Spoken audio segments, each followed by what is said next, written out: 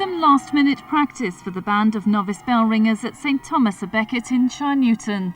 Their teacher for the past 18 months has been ringing church bells for half a century.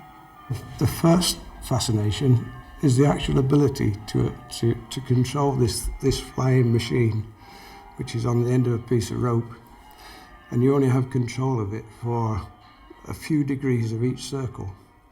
To master that is rather akin to a child learning to ride a bicycle without stabilisers on. The church bells fell into disrepair in the 1950s, but they had a guardian angel and have now been restored in time to ring in the new century.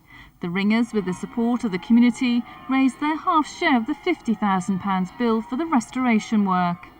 It's a sense of relief because at times we thought we were never going to get there, but now we know they'll be there perhaps for another 250 years. That's something we can hand on to future generations. The bells will be rededicated at a special service tomorrow. The bell ringers of Shirenewton hope that this time they'll still be playing in centuries to come.